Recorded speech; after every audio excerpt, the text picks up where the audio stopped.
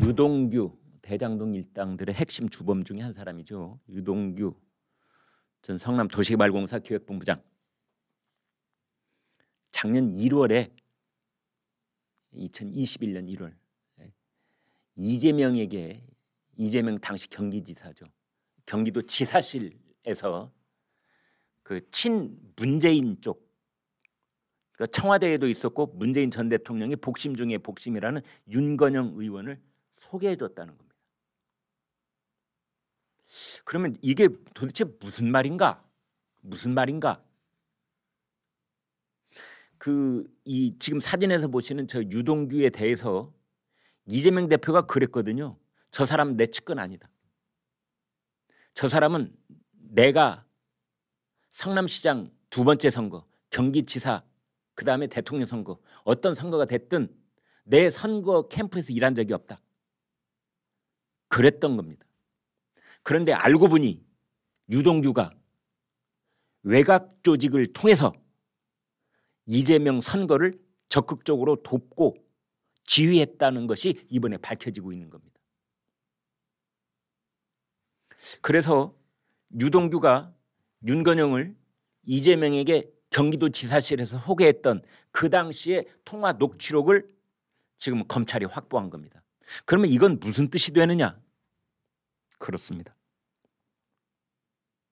유동규가 진술하고 있는 바 이러저러한 돈을 선거 자금으로 정진상에게 건넸다는 그 진술이 매우 신빙성이 높아지는 겁니다. 유력한 증거가 될 수 있는 겁니다. 윤건영을 소개해 줄 정도로 이재명 캠프에서 뛰었던 사람이 돈을 건넸다면 그것은 선거 자금일 것이라고 보는 것이 합당하다. 이런 재판이 진행될 수 있는 겁니다. 유동규가 정진상, 김용 이쪽으로 보낸 돈은 대선 자금이라고 볼 수 있는 정황이 높아진 겁니다. 그중에 또 대장동 일당 중에 한 사람이죠. 김만배가 작년 9월에 이런 말을 했답니다. 토목업자 나석규 금강인프라코어 대표입니다. 토목업자 나석규가 준 20억 원 중 8억 3천만 원만 내가 썼다고 할 테니 나머지는 너희들이 쓴 것으로 해달라. 여기서 말하는 너희들은 남욱 변호사, 정영학 회계사 뭐 이런 사람들을 말합니다. 토목업자 나석규 씨는 대장동 분양 대행업자 이기성 더감이라는 분양 대행업을 하는 사람이 있습니다. 이기성 더감 대표, 이 박영수 특검의 친척이죠. 이기성 씨와 함께 2014년에서 2015년 각각 20억과 22억 5천만 원 등 40억 5천만 원을 대장동 일당에게 건넸다. 이제 이겁니다. 검찰은 이 돈의 일부가 이재명 당시 성남시장의 재선 비용과 성남시 등에 대한 각종 로비 비용으로 쓰였다고 보고 있습니다. 남욱 변호사가 이렇게 말했습니다. 나석규 씨가 건넨 20억 원을 받아서 뭐 했냐고 하면 이제 만배형하고 용처를 나눠야 한다. 만배형이 8억 3천만 원을 자기가 썼다고 얘기를 하더라고. 그러니까 나머지는 내가 갖고 있다고 썼다고 하든지 이렇게 맞춰봐야 한다. 정확하게는 선거 자금이다. 이런 말도 했습니다. 근데 그때 작년 9월 달에 김만배가 남욱한테 뭐라고 했느냐면요. 빨리 미국 가. 여기 있으면 다 죽어. 여러분 기억나시죠? 기자들이 남욱한테 물었습니다. 왜 작년에는 이재명이 이 선거 자금으로 들어갔을 가능성에 대해서 그때는 왜 검찰 진술을 하지 않았나요? 그랬더니 남욱이 뭐라고 그랬죠? 그렇습니다. 이재명은 대통령 당선이 유력시되고 그리고 겁이 났다. 겁이 났다는 건 무슨 뜻입니까?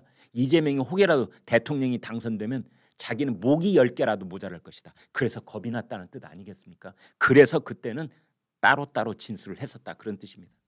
그런데 이제 나오는 진술들을 모아놓고 보니 서로 20억, 40억 이런 돈들에 대해서 야, 이 돈 말이야. 이재명 캠프로 들어갔다고 하면은 우리 죽어. 다 죽어. 나만 죽을 줄 아니? 너희들도 다 죽어.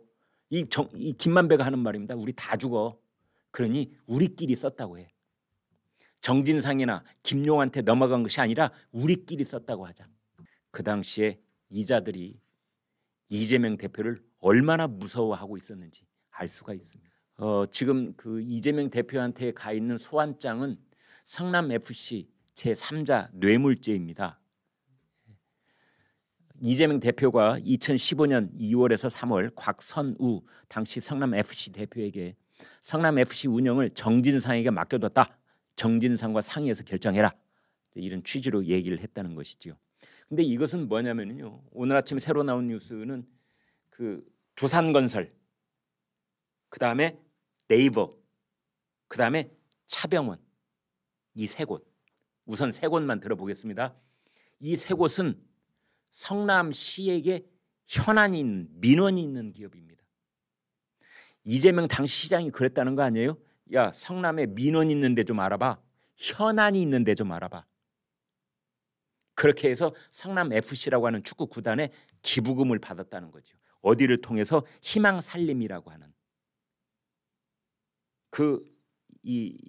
이재명 대표의 측근인 재윤경 전 의원이 상임이사로 있는 희망살림을 통해서 거기로부터 돈을 기부를 받은 겁니다. 50억도 받고 뭐 39억도 받고 이런 식으로요. 그 두산건설, 뭐 네이버, 차병원, 첫 번째는 토지 용도 변경입니다.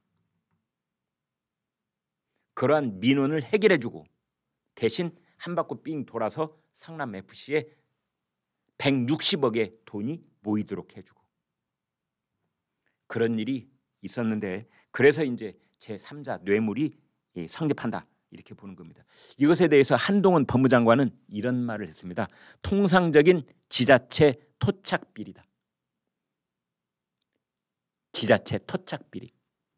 지자체장에게 그 동네에 있는 기업이 돈을 갖다 주고 그리고 그 기업들은 자신들의 수건 사업을 해결을 하고 이것이 토착비리다. 한동훈 장관의 진단이었었습니다. 그래서 이재명 대표가 이 소환 요구에 계속 불응을 하면은 어떤 일이 벌어집니까? 그렇습니다. 체포영장이 발부가 되는 겁니다. 체포영장이. 제가 늘 드리는 말씀이 이렇습니다. 조선일보 신문, 종이신문 한 분씩 구독을 하시면 제가 장담할 수 있습니다. 장담하실 수 있습니다. 부자 되십니다. 행복해지십니다. 그리고 무엇보다도 팩트 중심의 인포메이션을 가질 수 있게 되십니다.